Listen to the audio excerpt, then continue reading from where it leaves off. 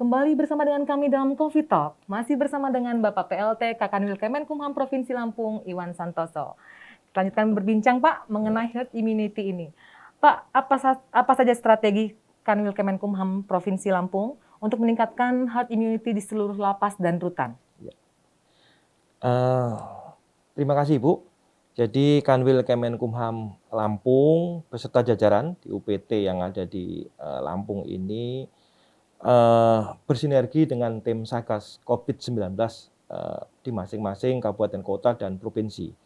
Karena kalau kita berdisi tentunya tidak akan bisa. Bekerja sama juga dengan Dinas Kesehatan, kemudian teman-teman dari Forkopimda untuk kita berkoordinasi bersama-sama untuk menangani pandemi Covid, terutama yang ada di lapas rutan di seluruh Lampung ini.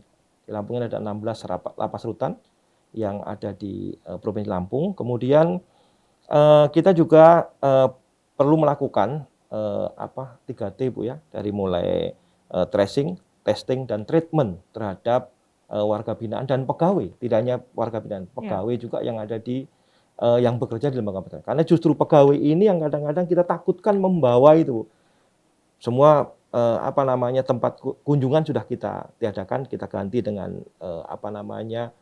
video call, kita fasilitasi untuk video call. Kemudian sidang pun sudah kita menggunakan sidang online. Apabila ada pengacara pun, pengacara akan ketemu dengan kliennya di dalam, sudah kita siapkan tempat sendiri.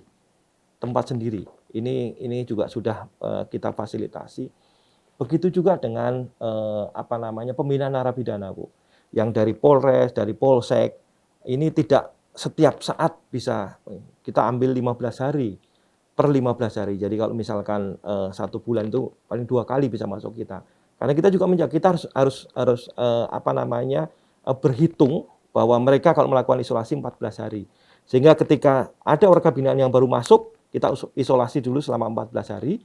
Kalau mereka dinyatakan positif baru dipindahkan ke blok yang hunian.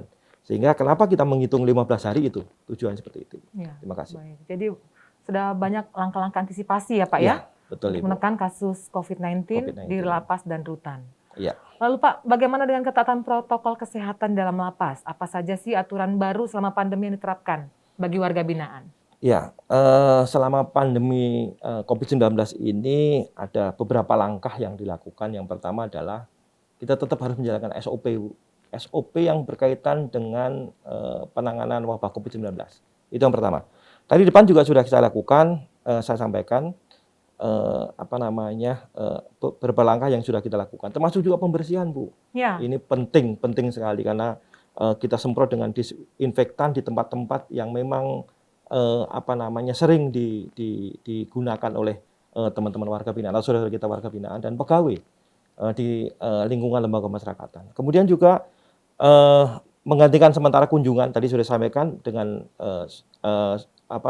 video call, kemudian sidang online, kemudian menempatkan warga binaan yang baru datang di tempat isolasi tersendiri. Dan ada juga pengeluaran warga binaan dan anak ini melalui asimilasi atau kalau asimilasi di rumah, Bu. Ya. Karena ini yang kemarin juga kita lakukan dan ini penting sekali untuk mengurangi warga binaan yang di dalam ini, aktivitas warga binaan di dalam ini. Kemudian juga menyediakan sarana pencegahan serta penanggulangan seperti APD untuk digunakan di tempat-tempat tertentu. Kita juga menyediakan juga tempat-tempat untuk cuci tangan, seperti juga penanggulangan COVID di luar. Jadi desinfektan juga kita siapkan, seperti itu, Ibu. Ya. Lalu bagaimana Pak karakter warga binaan terhadap isu-isu seputar COVID-19 ini sendiri, Pak? Sebetulnya menurut saya pandangan mereka sebetulnya juga sama. Mereka juga takut juga, Bu. Oleh sebab itu kita agak mudah memberikan pemahaman kepada mereka. Karena kita tahu bahwa pemberitaan tentang COVID-19 ini memang sangat luar biasa kan, Bu. Sehingga kita juga mudah memberikan pemahaman kepada mereka.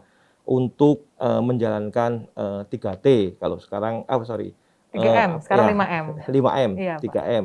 3M dan 5M, sekarang Iya, 5M. sekarang 5M. Karena mereka lebih mudah, Bu. Lebih mudah dia. Sehingga ini sangat membantu kita, membantu petugas untuk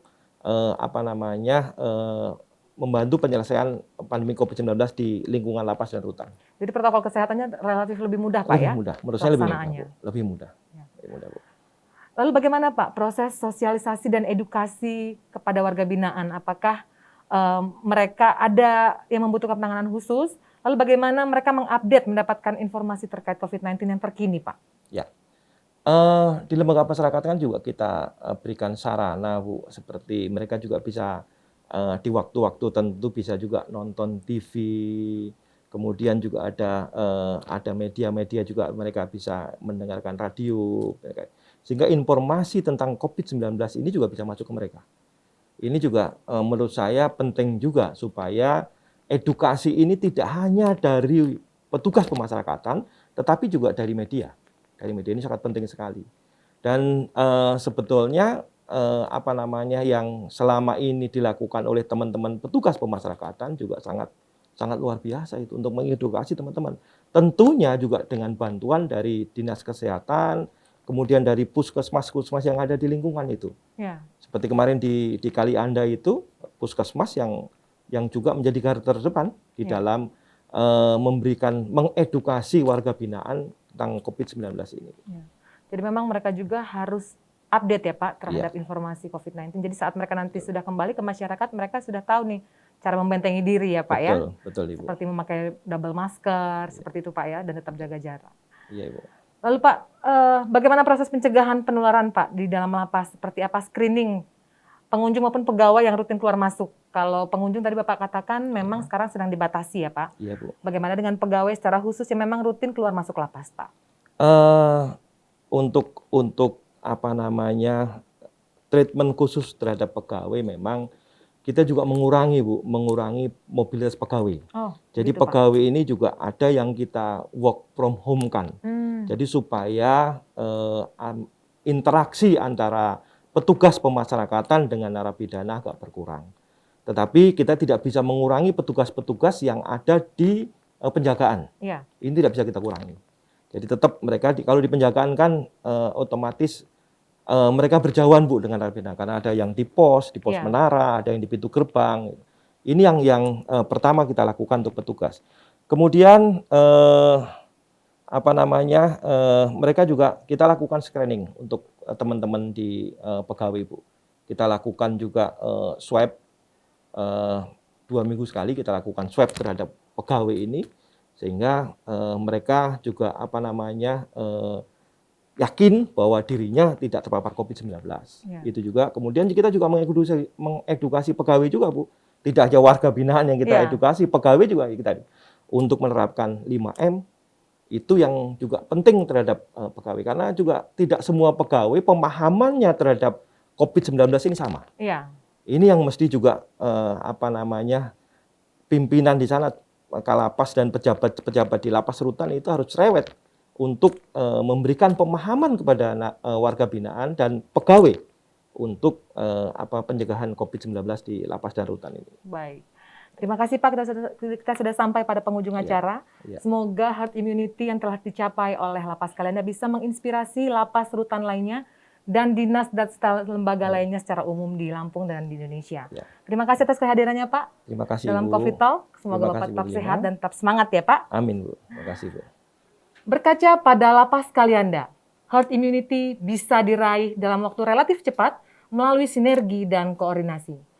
Sampai jumpa dalam COVID Talk pekan depan. Tetap sehat, tetap semangat, patuhi protokol 5M, dan sampai jumpa.